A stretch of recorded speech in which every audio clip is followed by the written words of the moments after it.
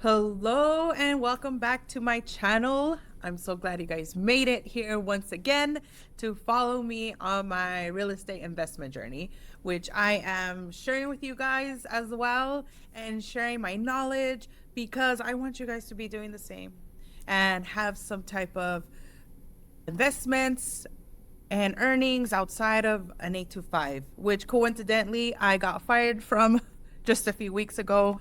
So I am going to do whatever I can within my means to never have to go back to another 9 to 5. I want to have time to myself to do whatever I want, whenever I want, for how long I want with my kids. I just want that freedom. I want that financial independence. So you could definitely find financial freedom working a job. That's definitely doable. You could do that. That's fine. Different strokes for different folks, right? But I want my independence. So with that being said, this channel is dedicated to giving you the knowledge that I have, and maybe you guys find some kind of way that maybe, hey, I kind of like the way she does this. Maybe I could do it this way, and then you invest in a different way. And there's so many options out there. You don't have to do it exactly the way I'm doing it, but at least have some kind of foundation. And you guys see the opportunities that it has and it could provide for you and your family. The possibilities are endless. So I want to bring you guys onto my journey on what I'm gonna do now during my time of unemployment, because truth be told, I haven't received it yet, but I am hoping that I'll be receiving unemployment benefits sooner than later. So during that time frame, I am gonna do my best to achieve my independence and not necessarily have to go into a 9 to 5 if I choose not to at the end of this period. And actually, I did speak about the project I am hoping to start this month, and they were scheduled to start this morning, which they did come. The plumbers are the first to come in to start this project, but we ran into some issues. I will show you a visual as to what I am doing. I am, in a nutshell, there is an existing laundry room outside of my home, and that is what I'll be expanding into 2 units, one in the front end, one in the back end, and those will be 2 units that I am planning to rent out, and those in turn will be paying for the mortgage here at this home and utilities. So I want to basically have that income source pay for this home that we are currently in. So that's the plan, right? And I have 6 months to get this squared away. And it's a process, to say the least. And to give you one example of one of the issues that I've already come across is that the floor plans that I had and were approved by the city are not necessarily what the plumbers are needing in order to actually do that project appropriately or accordingly. Right. And I actually wrote down the plan of action and the issues that need to be resolved. I'm planning on sitting with the draftsman as early as tomorrow morning, 8 o'clock, so that all those things are squared away and we can hurry up and get going with the project. So a few issues that we found is, to begin with, he put there in the floor plans that it'll be a metal building. It is not.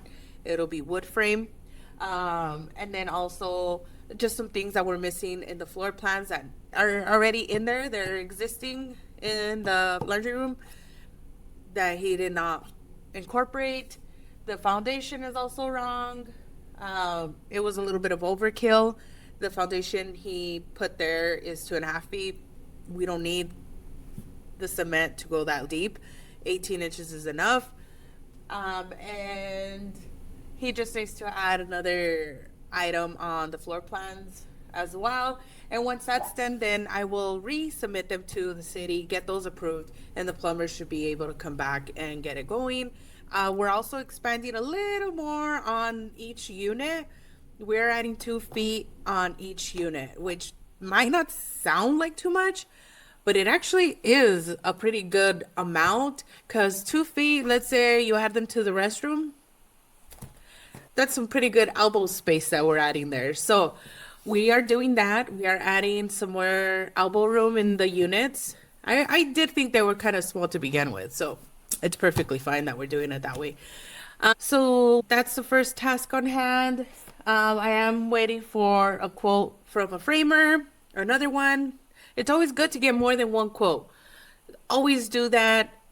You want to get an idea as to what and who is charging, what's reasonable. So you want to get three. You want to at least get three. So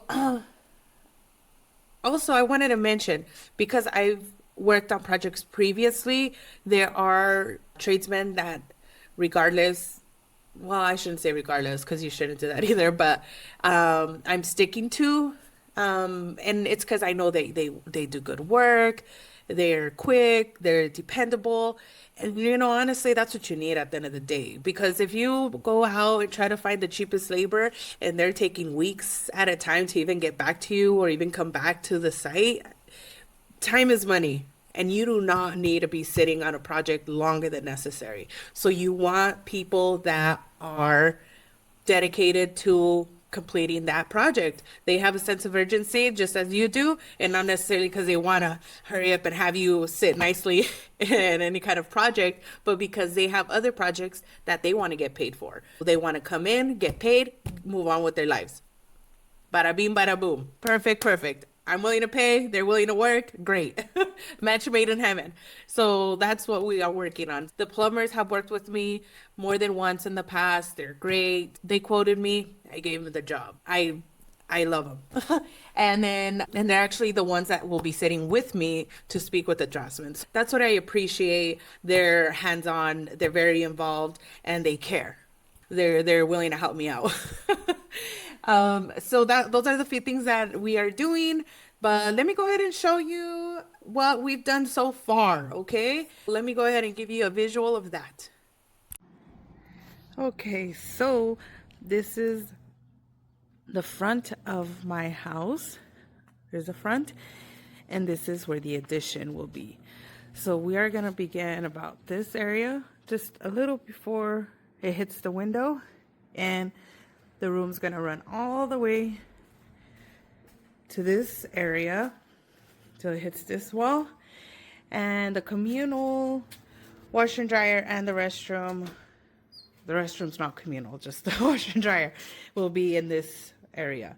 So this room will be divided in half. This side will be the communal washer and dryer area, and then one restroom will be for this room, and the other restroom will be for the back unit. And that looks like this. So we will actually be covering this up. And these are the forms. This is the back room. But one thing we will be changing, we will be expanding the room by 2 feet. So we'll be moving that 2 feet wider and give more space to that bedroom. And again, this will strictly be the bedroom with a small kitchenette, and then laundry room, and then restroom. So we're gonna work on that, and this is at the first phase of the project, guys. So as you can see, I am super excited about this project. It's looking great already, but I'm biased. I'm really looking forward to starting it and finishing it and everything in between. And I really hope that you guys could come along for the journey and learn along with me, because there's always something new to learn. And if you have any questions, feel free to put them in the comment section. I will respond to them. And if you could do me a favor and also subscribe to my channel and like this video.